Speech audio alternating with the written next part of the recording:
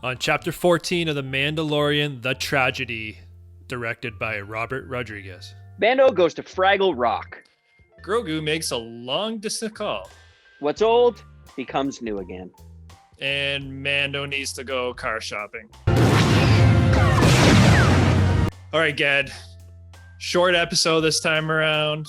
Yeah, hopefully a short video. Yeah. What was your initial opinions? I feel like they've literally kicked it into light speed the last two episodes. They are jamming a ton of crazy content into the last two versus it's not that the season started slower, but you can see they're literally kicking it into overdrive. But they're doing it well. Again, I won't make a Lord of the Game of Thrones joke, but they're moving it along really well.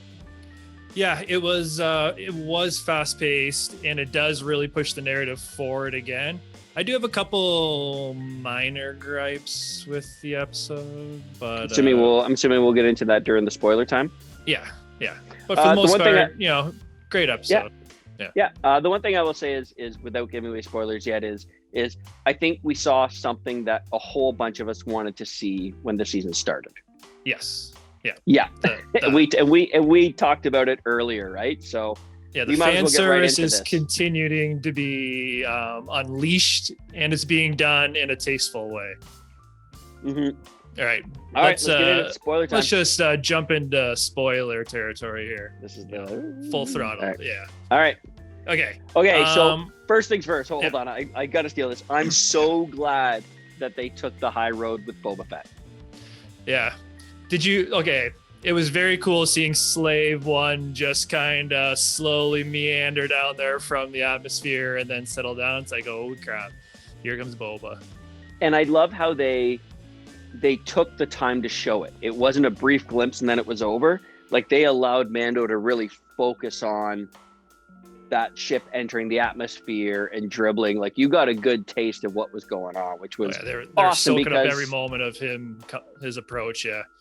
Yeah, for sure. So I guess we kind of called it right. We had originally said that it's quite likely Mando's going to make a deal with Boba. Boba's going to get the armor, and it's going to be a team up. And that's what we got. I'm surprised to see Fennec.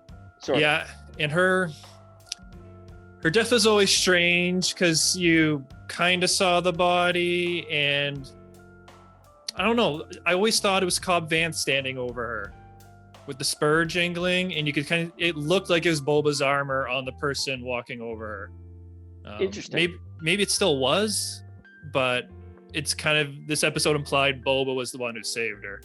Yep. Were you surprised she was robotic in the torso?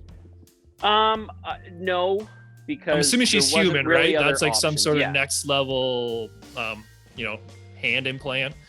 Yeah, I don't think she's a T-1000. I'm assuming she is human. I'm not that surprised to see her go partly robotic. I mean, that's been a Star Wars thing since 1981 or 2 with Empire Strikes Back, so it doesn't shock me.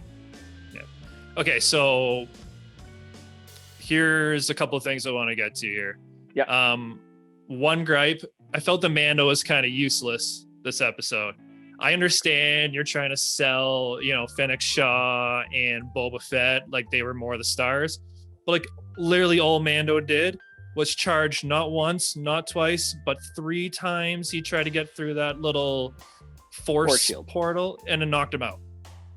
Didn't do anything. Yeah. And then when he did spring into action, he was a meat shield. Like, why didn't he light that jetpack up and chase the Dark Troopers? He just stood there. Well, he didn't have it on. He had to drop the jetpack to give it back to Boba, right? Yeah. No, that's Boba's. No. They Where's have their own jetpacks. Yeah. It's completely useless. I wonder if his was in the Razor Crest. No. He took it off during the deal, remember? It was on the ground. Oh, that's right. Yeah. Yeah, it seems a little silly. Yeah, all right, I'll give you that gripe. Yeah, he was kind of... And then, like I said, he was a meat shield in the only action part. He just stood there taking shots. And it was obvious it was setting up Boba Fett for the big save moment. I get what they were trying to do, but I felt they really minimized Mando here. Yeah.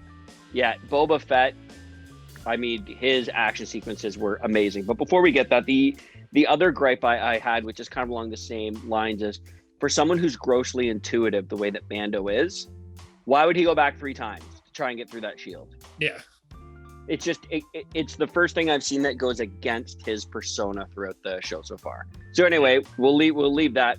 Kind of dumb. You're right. Meat shield, stupid. Boba Fett's action sequence with that like gaffy stick. Oh man. Yeah. It kind of started with Rogue One, but I love when they smash a stormtrooper and you see the armor splinter. Just reinforces how hard he's smashing into them. Mm-hmm. Or how bad their armor is. Yeah.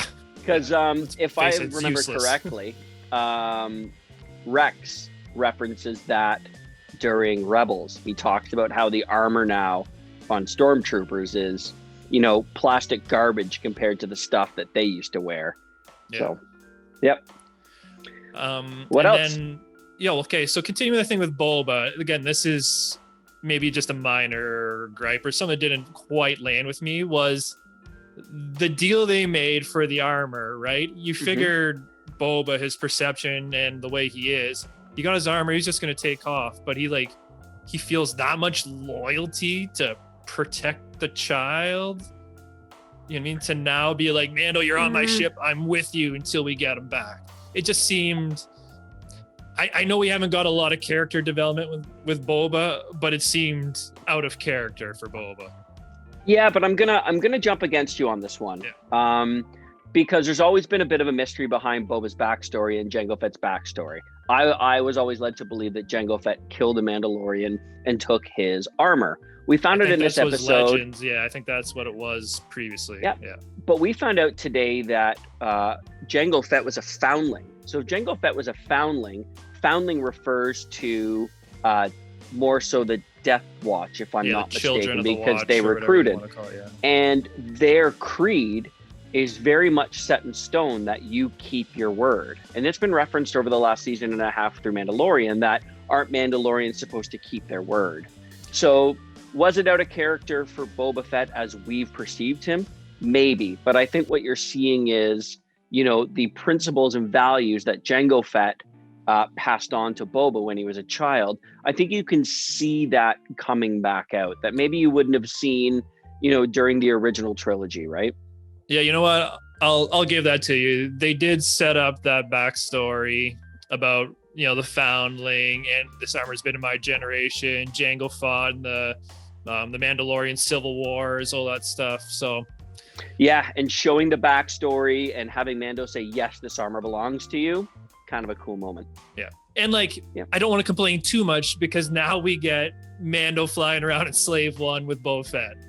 Yeah.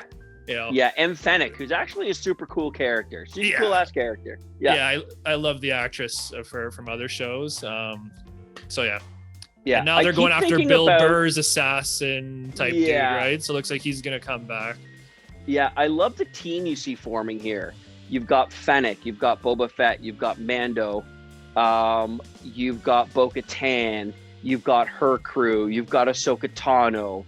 You have a Beskar staff that can be wielded by Bo-Katan. Like it almost has, as bad as this sounds, and I know I'm going to get shot for saying this, it almost has like an Avengers team Civil War kind of feel. How everyone kind of comes from their own area, but they end up with this crazy common goal. I couldn't stop thinking about Avengers Civil War when I was watching how...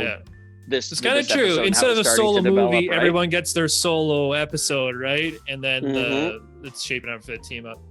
And because you said last week he was going to use the spear to fight Gideon. So when his ship gets... Bo-Katan.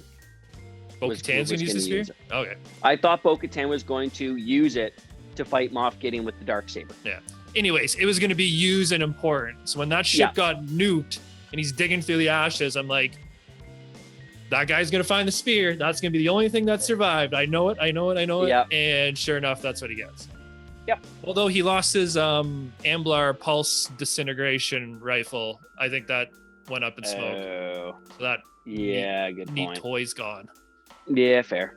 Yeah, and I think that's just a tribute back to the heritage of the Mandalorian, right? Yeah. Is you're going to see that old school jetpack, spear, blasters. Yeah.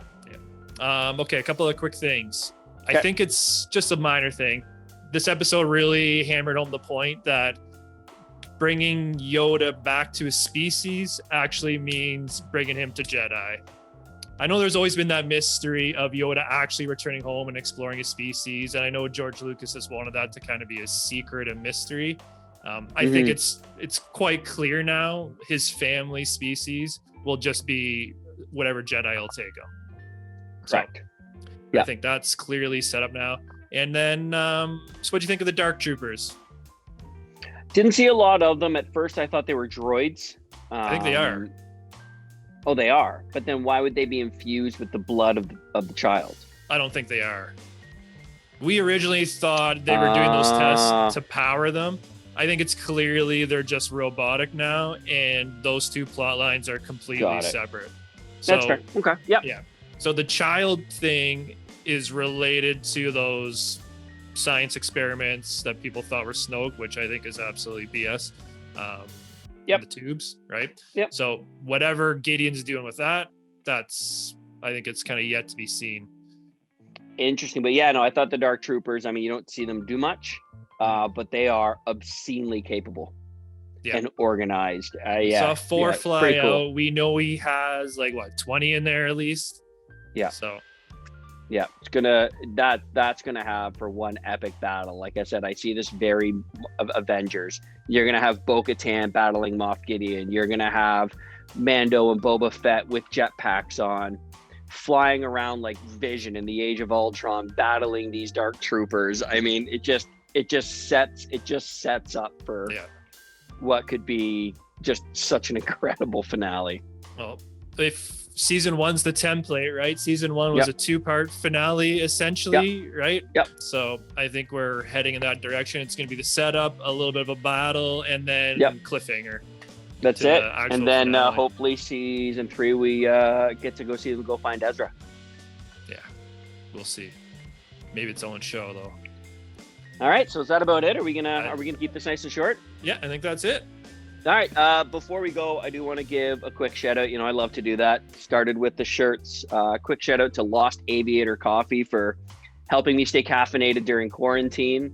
We're doing a couple of things with them and hopefully kind of doing some fun one-off shirts. But tried this Prohibition coffee this morning. Stuff is fantastic. So please go support a good local business. All right, Ged. Thanks again for joining. That's my 10-second plug. Yeah, no problem. This is kind of our quarantine edition. I look forward to next week when we can be back kind of in one environment doing this normally. All right, Ged, Fabolous Flix, thanks again for joining. Tyler O'Gleader, thanks so much for having me. I appreciate it. Look forward to next week. Yeah, if you guys like this video, please subscribe, and we'll see you all next week. Smash the like, smash the subscribe. See ya. Okay. Jesus, talking dirty to me, you bitch.